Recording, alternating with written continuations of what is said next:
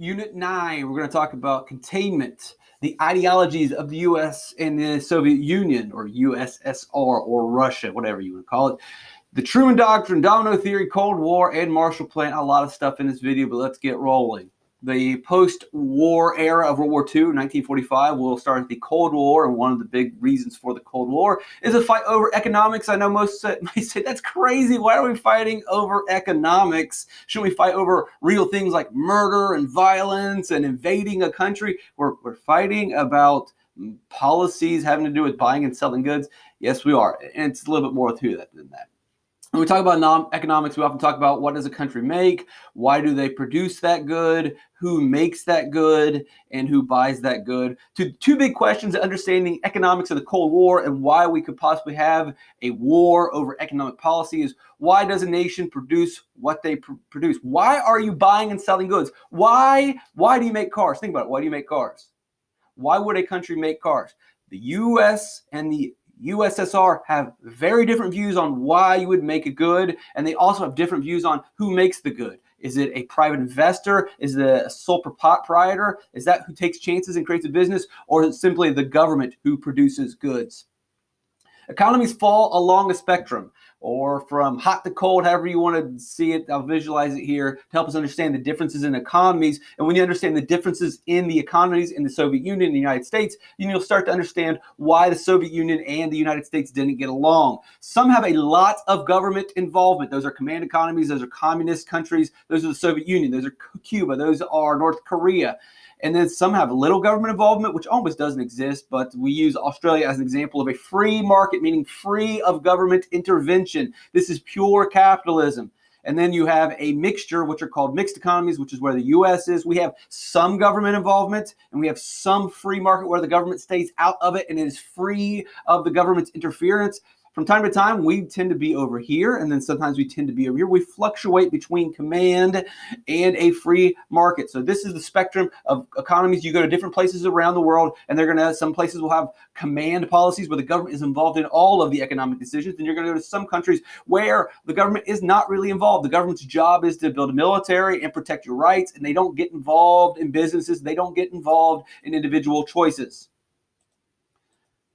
Command versus free. Let's give you some specific concrete examples to understand the differences then between the United States and the Soviet Union, and also the United States today and other socialist / communist nations. Remember, in a command economy, in a nation that follows command economy principles or beliefs, there's a lot of government involvement. They're involved in many of the day-to-day decisions, a lot of decisions. In a pure free, now remember, the United States is not necessarily free, but we lean towards a free market capitalist society in terms of economics. We have a little bit less government involvement. The government did not tell you what type of shoes to buy. The government didn't tell you what kind of clothes to put on. The government didn't tell you what type of food to eat. I know that sounds like a crazy exaggeration, but those are individual choices that you make every day. When you go to a command economy, those decisions are not yours to make.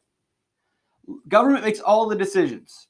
Whereas in a free economy, you make the decisions. When you go to Walmart, you decide what you're going to put in the cart. Are you going to spend all of your money on video games, or are you going to spend money on groceries and food to feed your family? That's your individual choice. And if you want to make bad choices, the government does not get involved. Whereas in a command economy, the government decides what's going to go into your cart. The government's going to decide what's even on the shelves. The government decides what the stores are. The government makes all these decisions because they think they know how to make best decisions to make sure that everyone gets the same amount of stuff, same amount of resources, the same amount of money. The government decides in a command economy, the only way to make things equal in terms of property and money is that they go in and make sure that everyone gets the same thing. They don't let people make decisions. Now, these are a little bit exaggerated for this video, but you need to understand the exaggerations to get a really good concept of the differences between command and free market. Again, I'm kind of blowing it up. I'm blowing it out of proportion. I'm stretching it as much as possible so that everyone can really see the differences. You should explore these concepts on your own to understand the real differences, the nuances between command and free. In a command economy, the government owns all the property. In a free market economy, you get to own your house.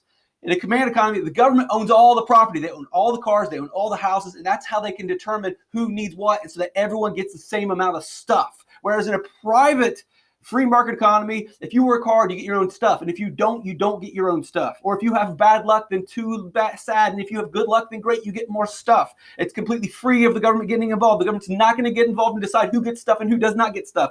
Over here, the government works to make sure that, hey, you got too much stuff, so we're going to give some of your stuff to this other guy who needs stuff. Makes sense? You should be starting to see why the people over here don't like the people over here, and the people in this nation don't really like the people in this nation. They have very different ideas on the way life should be. In a command economy, there are no profits. No one's making money. No one's getting rich. The job is to get everybody the same amount of stuff. And the government is highly involved to make sure that everyone has the same amount of stuff. Over here, it's profit driven. You're going to have rich, you're going to have poor, you're going to have winners, you're going to have losers. And it's not the government's decision or the government's responsibility. The government's responsibility is to protect your rights. The government's responsibility is to protect from other nations, to make sure people are following the laws. It's not the government's job to decide who are the winners and who are the losers. The government doesn't decide who's going to be rich or who's going to be poor or who's going to be equal. The government says, hey, you're a human being, you're an adult, this is your life, go live it. And if you make poor decisions or if bad things happen, then I am sorry. Or maybe they're not really sorry. There's no competition in the command economy. The government's in complete control, and there's just one fish store. Now, again, exaggerating, but this is the way it works. If the government decides that we eat fish and the only restaurant is fish, then guess what? We only eat fish because the government decides, hey, the most efficient, affordable way to get the same products to everybody is if we just do fish every single day. Whereas in a free market, there's competition between businesses, and we get the best out of everybody. And if you want to start your own business, you can. Over here, they don't have that. Those are examples of your command and free economy. Remember, here's a mixed, which is mainly what the U.S. has. We have some individuals making choices. We have in businesses, and we also have some government agencies making choices. Most common economy around the world is a mixed economy where the government is involved a little bit, and we don't have that. So democracy versus totalitarianism.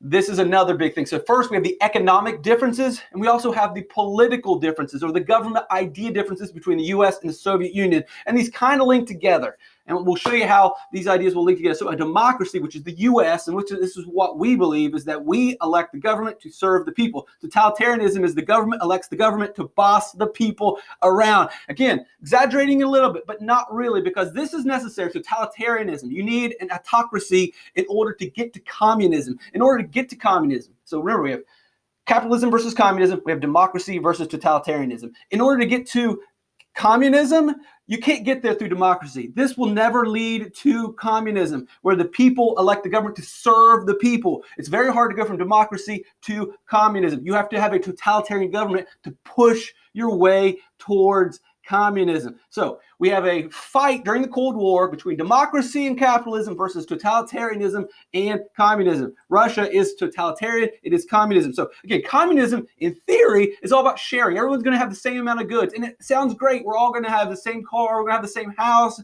And it's going to be fair.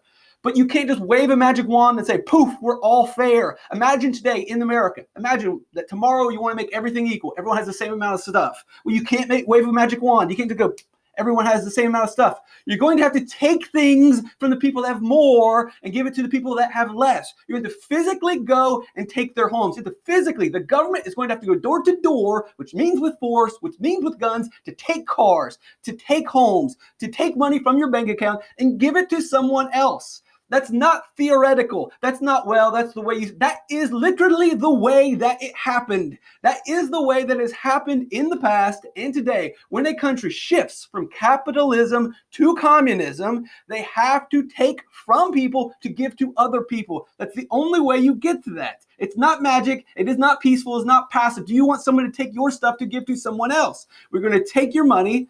The government's going to take your factory that you own. They're going to take your farm. They're going to take your property. They're going to take your money. And then they're going to divide it amongst everybody. That's how this system works.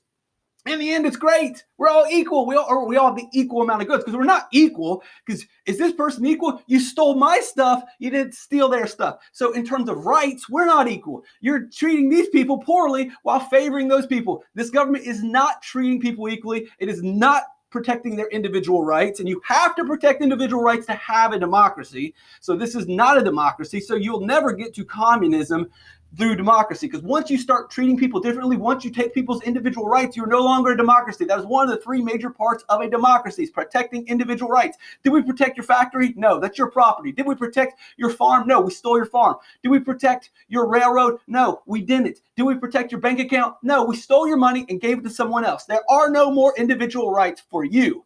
We're going to help these people up. That is not equality. Now, in terms of money and assets and stuff, then yeah, it kind of is equal. And that does sound appealing. So everyone has the same amount of stuff, then we aren't going to struggle. Again, there are economic problems with that.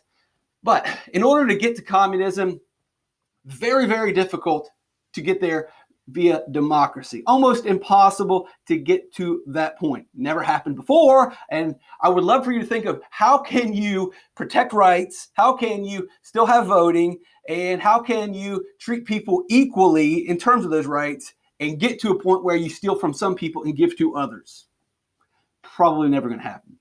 So let's still continue talking about getting from capitalism to communism. The end is great, but it's the steps in between. Even if some can argue the end is not great, but we can all agree. Everyone watching this video is going to agree. Yeah, the steps from getting to capitalism, and even if you view capitalism as this one rich guy that abuses all the people and capitalism is terrible and they're taking advantage of people, even if you have an exaggerated version of what capitalism is or a mixed economy is, even if you think it is the worst thing in the world, you're still going to understand and agree that going from the worst thing in the world to this utopia, this fantasy of communism, where everyone has the equal amount of stuff, we can all agree, everyone, that getting there is ugly, it's nasty, it's abusive, it is not the right thing to do. It is terrible. Some people say, well, the ends justify the means. Some people will say that. But they are admitting that the means are horrific and that the body count and the people that die and the people that lose their lives and the people that lose their property is wrong. They will admit that. But they just believe that the end goal is better. I don't. You, I hope, will not. It's a redistribution of property and wealth. The communists, the socialists will spin this as, oh, it's like Robin Hood. We're taking from the rich and giving to the poor. Sure, maybe. And that's, again, exaggerated to kind of make this look less scary and terrifying and make us look more appealing that we're all going to be treated equal. Well, not really, because what's happening is the government is not just taking stuff from people, they are murdering people. Because if the government comes to your door right now and says, sorry, we're going to take your house, we're going to take your clothes, we're going to take all of your stuff, maybe you'll say, oh, cool, government, you can have my stuff. And maybe you'll say, sure, here, can I help you take everything that I've worked my entire life for and forfeit to you, government, so that someone else who has not made the same sacrifices or struggles, or someone else that I don't even know who they are, can have things? Are you going to do that? Maybe you will. Maybe you just say, please take from me, government. Or maybe you'll be one of the people who say no. And when you say no, what do you think Robin Hood does? Robin Hood, yeah, you know what he does. He blows your brains out. And this is not an exaggeration. This is not me saying things that are inappropriate for a social studies video. The Soviet Union murdered people. When the Soviet Union took people's property, when people said, I don't agree with you taking my rights away. Oh, you don't? We're going to murder you. We're going to murder your family, and we're going to throw you into prison. That is exactly what happened in the Soviet Union. Millions upon millions of people were murdered and imprisoned that said, hey, we think it's fine that we should be more equal, but the way that you're going about this is wrong, and we say no, and the government murdered them. This is one of the reasons why the people in America then and today say, hey, communism, we don't really like that. Even if we can be on the same page, that's at the end economically being equal, having less of a super rich and less of a super poor, sure, if we can bring it together, that sounds appealing, that sounds attractive. We kind of are interested in this process. We can see that. And most Americans can see it. Most Americans don't want people to be super rich. Most Americans don't want people to struggle. We agree. But also, most Americans don't want you to murder these people to lift these people up. Most Americans agree we don't want you to steal from these people, because in reality, which we'll show you in the video coming up, we're not stealing from the people that are super wealthy. We're not stealing from the super rich. The Soviet Union and countries today that move towards socialism and communism, they're not stealing just from the billionaires. They're not stealing just from the millionaires. They're not stealing just from the upper class. They're stealing from the middle class. They're likely stealing from you. How many cars do you have in your parking lot? How many video game machines do you have? How many video games do you have? How many cell phones do you have? Do you have more than someone else? Now you're like, oh, no. Now think about everyone. Think about the people who don't have anything. I know plenty of people that do not have a cell phone. You have more than them. So then you must give that up to the government. How many video game machines have you had during your lifetime? I know many people who've never had a video game machine. I know people that don't have cars. I know people that don't have the new sneakers. You are him in their eyes. And you must give up your stuff so that we can get towards the equal. And if you say no, guess what happens to you? We'll pick this up in this video.